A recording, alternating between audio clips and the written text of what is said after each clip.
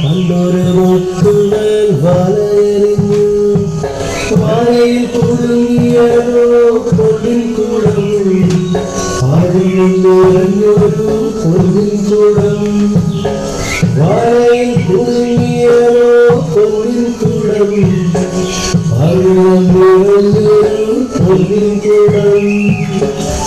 പാരമേറിയ കെട്ട് എന്തിനിങ്ങനെ ചുമരിൽ പോരുന്നു? അതൊക്കെ കാളവണ്ടിക്കൂട്ടിനുള്ളിൽ തന്നെ വെച്ചുകൂടായിരുന്നു. വീഴിക്ക് ചുമന്നയുമെന്ന് അതൊരു ശീലമായി പോയി അല്ലേ? നാടോടികളായ സഞ്ചാരികൾക്ക് ചുമലിൽ ഒരു പാണ്ടക്കെട്ടെടുക്കുന്നത് ഒരു ഭാരമല്ല, അലങ്കാരമാണ്. വിലപിടിപ്പുള്ള ചില വസ്തുക്കളും കുറച്ച് ധനാരകളുമാണ് ഈ കെട്ടിൽ. പരിചിതമല്ലാത്ത ദേശമല്ലേ, തസ്കരന്മാർ പതിയിരിപ്പുണ്ടോ എന്ന് പറയാനാകില്ലല്ലോ. ഇവിടം ശാന്തമാണ്. അതിർത്തി മുറിച്ചു കിടക്കുമ്പോൾ തന്നെ എന്റെ മനം കവർന്ന ഭൂപ്രദേശമാണ് ഇവിടെ. ഹരിത കമ്പളം കൊണ്ട് പൊതിഞ്ഞ താഴ്വാരകൾ, സുന്ദര കുസുമങ്ങളാൽ മൂടപ്പെട്ട പാതയോരങ്ങൾ, സുഗന്ധവാഹിനിയായ ഇളം തെങ്ങ്, സ്ഫടികം പോലെ തെളിഞ്ഞ ജലമുള്ള തടാകം. ഇത്ര മനോഹരമായ പ്രദേശം തസ്കരന്മാരുടെ വിഹാര കേന്ദ്രമാകാനുള്ള സാധ്യത ലേശമില്ല.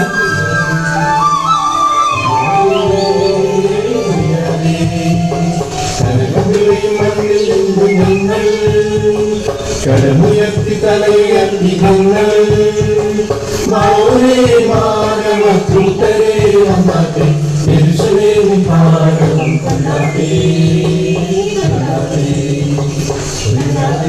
വല്ലാത്ത പ്രത്യേകതകളുള്ള പ്രദേശം തന്നെയാണ് ഇവിടെ. കേൾക്കുന്നില്ലേ? പാറൽ കൊയ്തു തിമിർക്കുന്ന ചുവക്കുട്ടന്മാരായ ബലിഷ്ഠകായന്മാരുടെ ഗാനം കേട്ടില്ലേ? ഇവിടെ എല്ലാവരും ആനന്ദത്തിൽ ആറാടി നടക്കുകയാണ്. അതിശയകരം തന്നെ. അനുഗ്രഹീതമായ ദേശം തന്നെ. ഇക്കണ്ട കാലത്തിനിടയ്ക്ക് ദേശങ്ങൾ അനവധി ചുറ്റി സഞ്ചരിച്ചുവെങ്കിലും ഇതുപോലൊരു ദേശം വെളിയിലെങ്ങും കണ്ടിട്ടില്ല. ഏതാണ് ഈ ദേശം? ആരാണ് ഇവിടുത്തെ ഭരണാധികാരി? സഞ്ചാരികളെ സംശയിക്കേണ്ട. ചരിത്രമുറങ്ങുന്ന യെരൂശലേം നഗരിയുടെ പ്രാന്തപ്രദേശത്താണ് നിങ്ങൾ എത്തി നിൽക്കുന്നത്. ജ്ഞാനികളിൽ ജ്ഞാനിയായ ശലോമോൻ രാജാവിന്റെ സൽഭരണത്തിന് കീർത്തി കേട്ട യെരൂശലേമിന്റെ വീഥിയിലൂടെ നടക്കുമ്പോൾ ആകർഷക തെല്ലുമില്ല. യൂഫ്രട്ടീസിന് തീരം മുതൽ അങ്ങ് നൈൽ നദിയുടെ തീരം വരെയുള്ള പ്രദേശങ്ങൾ ദാവീദിന്റെ പുത്രനായ ശലോമോൻ രാജാവിന്റെ അധീനതയാണ്. അദൃശ്യരൂപികളായ ദേവഗണങ്ങൾക്ക് മഹത്വം. ജീവിതയാത്രയുടെ ഈ സായന്തന വേളയിൽ മഹാനായ ശലോമോന്റെ ദേശത്ത് കാലുകുത്താൻ കഴിയുന്ന മഹാഭാഗ്യം. പ്രതിഭാധനായ ഞങ്ങളുടെ തിരുമനസിനെ കുറിച്ച് കാടും മേളും കടന്നെത്തിയ വൈദേശിക സഞ്ചാരികളായി നിങ്ങളും കേട്ടിരിക്കുന്നു. യഥേഷ്ടം കേട്ടിരിക്കുന്നു. സമാനതകളില്ലാത്ത സൗഭാഗ്യ സമ്പന്നതകളുടെ ഉടമ, മഹത്തായ പിതൃപാരമ്പര്യം കൈമുതലായുള്ളവൻ, ബുദ്ധിവൈഭവത്തിലും ജ്ഞാനസമ്പത്തിലും അതുല്യം. തീർന്നില്ല. ശലോമോന്റെ കീർത്തി കേട്ടറിഞ്ഞ് കാലങ്ങൾ 1000 താണ്ടി യെരൂശലേമിലെത്തിയ ഷേബാരാജ്ഞിയെ അമ്പരിപ്പിച്ച ആകാര സൗകുമാരി അവരുടെ അളന്നു കുറിച്ച ചോദ്യങ്ങൾക്ക് കൃത്യതയാർന്ന ഉത്തരങ്ങൾ നൽകി അവരെ നിഷ്പ്രഭയാക്കിയ വൈഭവം. കടുത്ത സൗന്ദര്യാരാധകൻ, പ്രേമാതുരനായ രാജാവ് എന്നുകൂടി കേട്ടിരിക്കുന്നു. എന്റെ പ്രിയയെ നീ സുന്ദരിയാണ്. പഴത്തിനുള്ളിലെ എന്റെ കണ്ണുകൾ ഇളക്കാവുകളെ പോലെയാണ്. ഗിലെയാദ് മലഞ്ചെരിവുകളിലേക്ക് ഇറങ്ങി വരുന്ന കോലാട്ടിൻ പറ്റത്തെ പോലെയാണ് നിന്റെ കേശഭാരം എന്ന് പ്രേമപൂർവ്വം പാടിയതും ഇതേ ശലോമോൻ രാജാവ് തന്നെയല്ലേ? മതി മതി, പറഞ്ഞാലും പറഞ്ഞാലും തീരില്ല. സൗന്ദര്യത്തിന്റെ അന്ധനായ ആരാധകനാണ് അദ്ദേഹം. വശ്യചാരതയാർന്ന പ്രകൃതിയെ മനസ്സിൽ പ്രേമിക്കുന്നവൻ. രസികന്മാരായ സഞ്ചാരികളെ, നിങ്ങൾ ഞങ്ങളുടെ ശലോമോൻ രാജാവിന്റെ ശരിക്കുള്ള ആരാധന തന്നെ. അതാ ഉയർന്നു നിൽക്കുന്ന ഗോപുരങ്ങൾ കണ്ടില്ലേ? ശലോമോൻ പണികഴിപ്പിച്ച യെരൂശലേം ദേവാലയത്തിന്റെ ഗോപുരങ്ങളാണ്.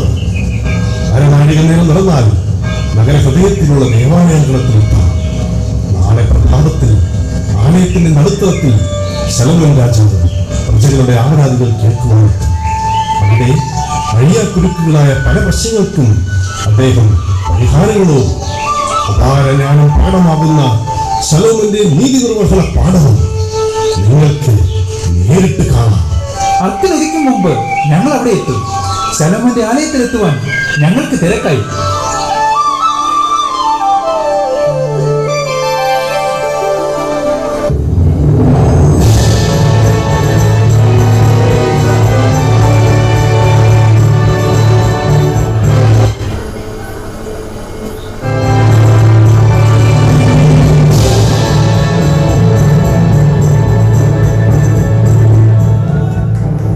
പ്രജകളുടെ പാലകനായ മഹാരാജാവിന് ഈ ദരിദ്രന്റെ വന്ദനങ്ങൾ.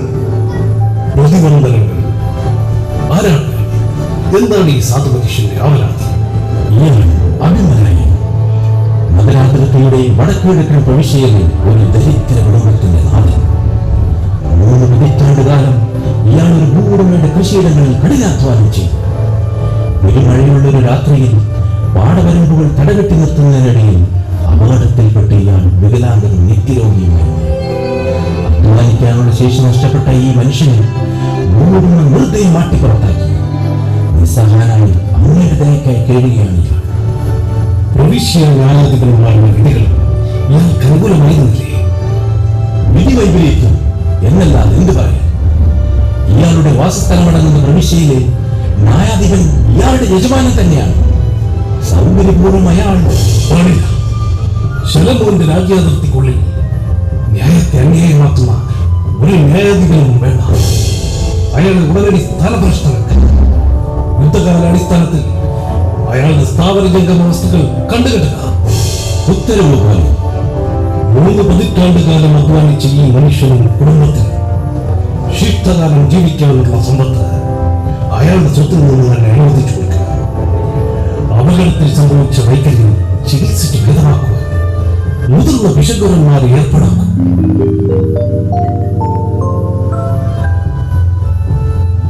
പ്രഭാതമന്ദിരം കഴിഞ്ഞ് പ്രാതൽ പോലും കഴിക്കാതെ അങ്ങ് ഈ നീതിപീഠത്തിലേക്ക് കയറിയാണ്.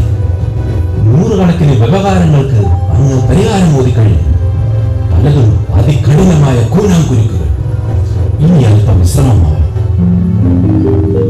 ന്യായം കാക്ഷിച്ചെത്തുന്നവർക്ക് അത് ലഭിക്കുമ്പോഴുണ്ടാകുന്ന സന്തോഷം, അവരുടെ മതങ്ങളിൽ പ്രകടമാക്കുന്ന ആശ്വാസം, ഇവ നൽകുന്ന സംതൃപ്തി വിഭവസമൃദ്ധമായ പ്രാബല്യേക്കാൾ എത്രയോ വലുതാണ്.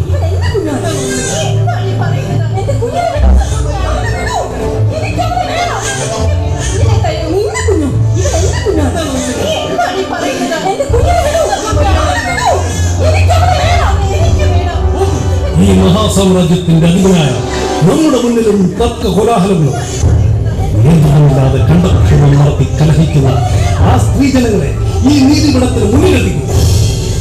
അതിർത്തി ഗ്രാമമായ മർവാനിൽ നിന്നെത്തിയ 2 വിധവകൾ ഒരുത്തിയുടെ കയ്യിൽ തേജസ്സുറ്റലാണ്. രണ്ടാളും ആ കുഞ്ഞിന്റെ മേൽ അവകാശവാദം ഉന്നയിച്ച് പരസ്പരം പോരടിക്കും. എന്റെ കുഞ്ഞിനെ എനിക്ക് തിരികെ വന്നു. എന്റെ കുഞ്ഞില്ലാതെ എനിക്ക് പറ്റില്ല. നിന്റെ കുഞ്ഞോ? ആര് പറഞ്ഞു നിന്റെ കുഞ്ഞെന്ന്? ഇവൻ എന്റെ മകനാണ്, എന്റെ മാത്രം മകൻ. എന്റെ ദൈവമേ, എന്തൊരു പരീക്ഷണമാണിത്! ഇവൾ എന്റെ കുഞ്ഞിനെ. നിർത്തൂ ഈ അസംബന്ധ നാടകം. നിങ്ങൾ നിൽക്കുന്നത് രാജാതിരാജനായ ശലോമോന്റെ സന്നിധിയിലാണെന്ന് വിസ്മരിക്കരുത്. ചോദിക്കുന്ന ചോദ്യങ്ങൾക്ക് കൃത്യതയാർന്ന ഉത്തരങ്ങൾ നൽകും. ഹേ വഴക്കടിക്കുന്ന യെരൂശലേം വനിതകളെ, തികച്ചും സങ്കീർണമായ ഒരു പ്രശ്നവുമായാണ് നിങ്ങൾ നമ്മുടെ മുന്നിൽ നിൽക്കുന്നത്. ഓമനത്വം തീർന്ന ഒരു കുഞ്ഞിനും അവന്റെ മാതൃത്വത്തിന് അവകാശവാദം ഉന്നയിക്കുന്ന 2 അമ്മമാരും. എന്താണ് നിങ്ങളുടെ യഥാർത്ഥ പ്രശ്നം? തിരുമനസേ, ഏറെക്കാലമായി ഇവരോടൊന്നിച്ച് ഒരേ ഭവനത്തിലാണ് ഞങ്ങൾ വസിക്കുന്നത്. 3 ദിവസങ്ങളുടെ വ്യത്യാസത്തിൽ ഞങ്ങൾ ഇരുവരും ഓരോ ആൺകുഞ്ഞുങ്ങൾക്ക് ജന്മം നൽകി. ഒരു ദിവസം രാത്രിയുടെ അന്ത്യയാമങ്ങളിൽ നിദ്രയില്ലാണ്ട നേരത്ത് ഇവളുടെ കുഞ്ഞിനെ മീതെ മറിയുകയും ആ കുഞ്ഞ് മരണപ്പെടുകയും ചെയ്തു.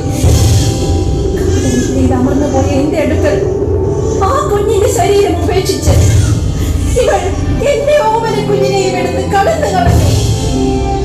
കുഞ്ഞിനെ തേടിച്ചെന്ന എന്നെ ഇവൾ ആദ്യം പുറത്താക്കി. അധിക്ഷേപിച്ചു, അപമാനിച്ചു. ഇവരെന്നെ പുറത്താക്കി.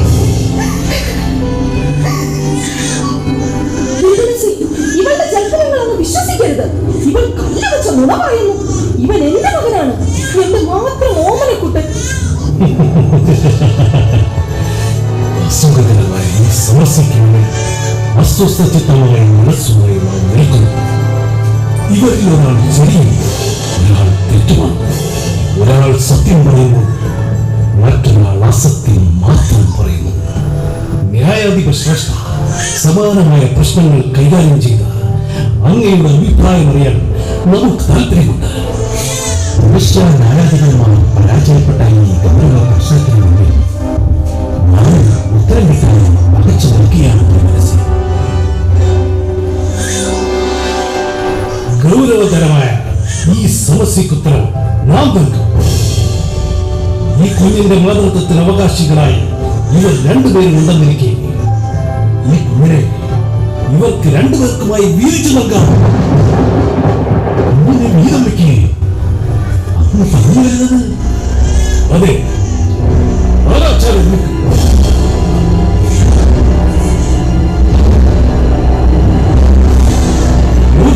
ഖഡ്ഗം കൊണ്ട് ഈ കുഞ്ഞിനെ രണ്ടായി മുറിച്ച് ഒരു ഭാഗം ഇവർക്കും മറുഭാഗം അവൾക്കും നൽകുക എന്നുകൊണ്ട് സാന്നിധ്യമാണ് ഇരുവരും മടങ്ങട്ടെ.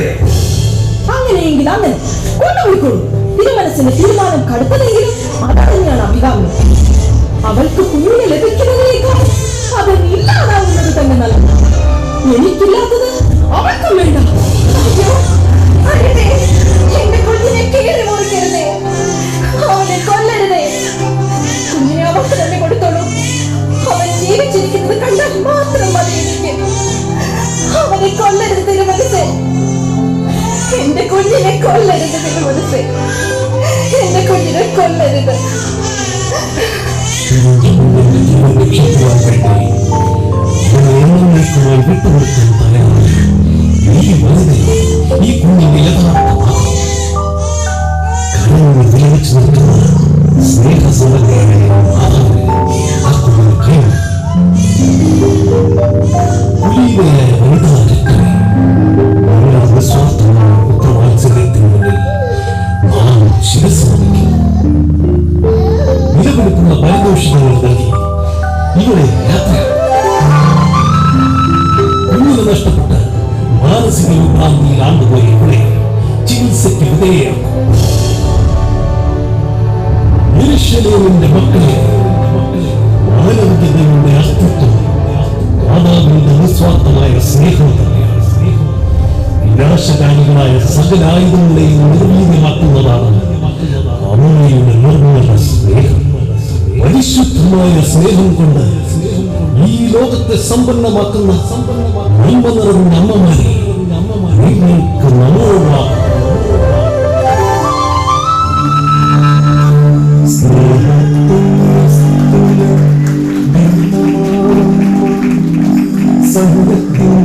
ശാശ്വത